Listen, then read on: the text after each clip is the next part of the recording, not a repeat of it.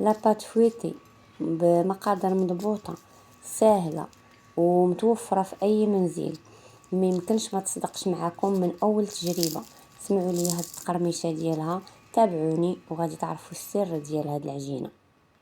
السلام عليكم ورحمه الله وبركاته. مرحبا بكم في قناه شيوات ام حفصه، ومرحبا بيا عندكم بعد واحد الغياب اللي دام تقريبا شي 3 سنين هادي ما بقيت حطيت حتى شي فيديو. كنتمنى انكم ما نسيتونيش، وكنتمنى هذا الفيديو يعم على الجميع بالفائده. واليوم غادي نشارك معكم واحد الوصفه اللي هي حصريه على القناه ديالي، وصراحه كتجي خطيره بزاف وبواحد المقادير اللي ما طيحش لكم على البال. كنتمنى انكم تبقاو معايا حتى الاخر وتساندوني بواحد اللايك وبمشاركه بالنسبه للناس اللي اول مره كيشوفوني، وواحد التعليق اللي يكون بسيط، لان القناه ديالي بعد هذا الغياب صراحه نزلت المشاهده بزاف، وتكون ليا كنوع من التشجيع والحماس اللي صراحه افتقدته في هذه الفتره اللي فات. وشكرا لكم، وكنتمنى تجربوا هذه الوصفه لان فعلا تستحق انكم تجربوها وتكتشفوا المذاق اللي صراحه غادي يفاجئكم. وباش ما نطولش عليكم غادي نخليكم مع المقادير والطريقه ديال الطياب ديالنا اليوم. كما قلت لكم غادي تجيكم الوصفه غريبه. هنا غادي نحتاجو 3 ديال الدنجالات، 2 دنجالات غادي نشويوهم فوق البوطه، ودنجاله غادي نقطعوها بهذا الشكل يعني دوائر، وغنحيدوا لها القشره ديالها كما كتشوفوا. بعد ما شوينا الدنجالات ديالنا غنقطعوهم بهذه الطريقه كما كتشوفوا غير عشوائيا، وغنضيف عليهم هذيك الدنجاله الاخرى اللي قليناها في الزيت وخليناها تقطرات من الزيت مزيان، ونديروها في واحد المقيله، نديرو الزيت ونديرو الدنجال ديالنا كما كتشوفوا، وغنضيف عليه التوابل، تحميره، البزار، خرقوم، سكنجبير، صبور ومعدنوس. كان عندي في الفريكو كما كتشوفوا باقي يعني محجر. انا ما درتش فيه الثومه وما درتش فيه مطيشه، حيت بغيتو يكون ناشف. يعني الا درنا مطيشه شويه غادي تكون بحال كتفزاك ديك لاباط فويتي، فمن الاحسن نخليوه هكا.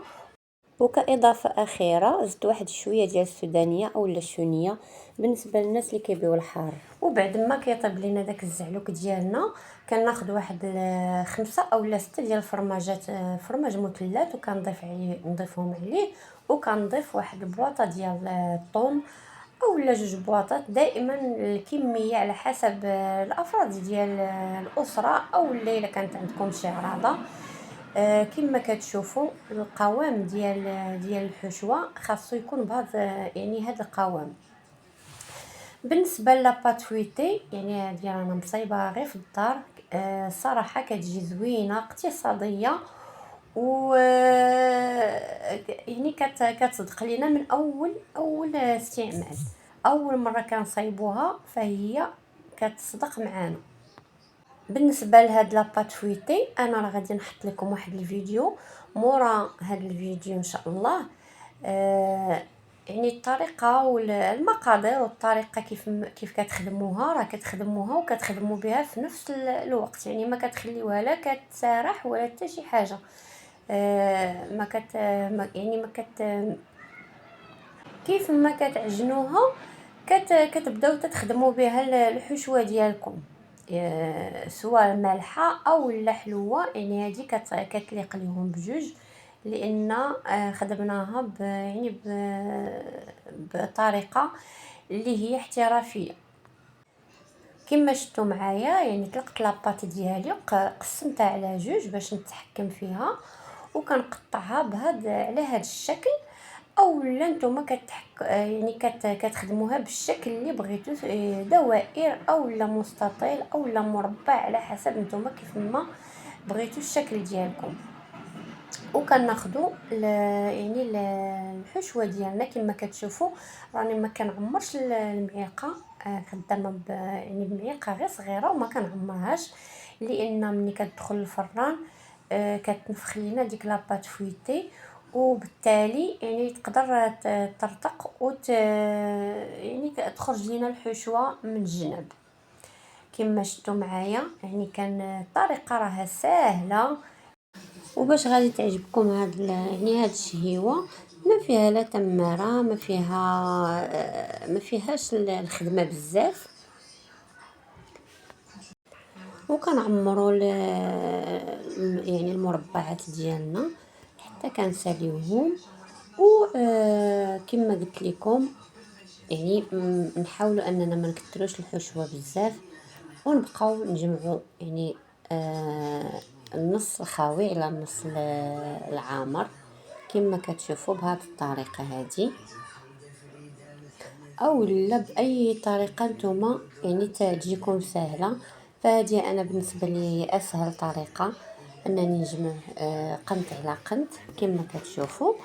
وغادي يعني دوك الجناب ديالها غادي نسدهم بالفرشاط كما كتشوفوا. الطريقه راها سهله، ما كتاخذش واحد الوقت كتير. كتخدموا الحبات كاملين يعني في خطره كما كتشوفوا معايا.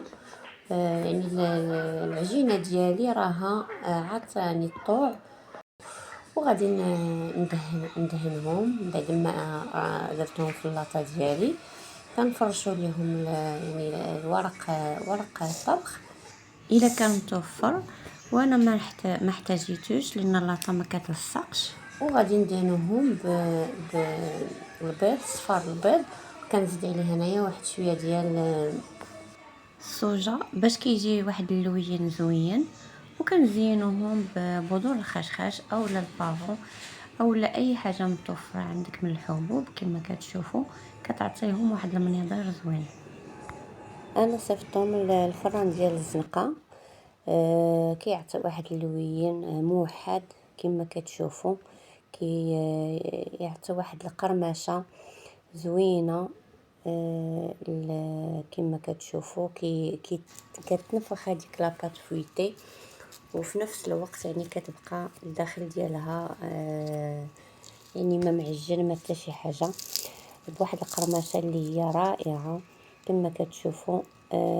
كونوا على يقين ان هاد الوصفه ما غادي تحشمكم وغادي تعجبكم، والمذاق ديالها ما تقولوش راك يعني كتاكلوا غير الزعلوك ولا، لان مع داك الطون ومع داك الفرماج كيعطي واحد المذاق زوين بزاف. خصوصا انه يعني درنا داك الدنجال يعني مشوي، كيعطي واحد المذاق يعني مدخن. الصراحه بغيتكم تجربوها، وكنتمنى منكم انكم تجربوها، وخليوا لي تعليق وقولوا لي كيفاش جاتكم هذه الوصفه، واش تستحق انها يعني تشارك مع الاحباب والاصدقاء ديالكم. وشكرا لكم.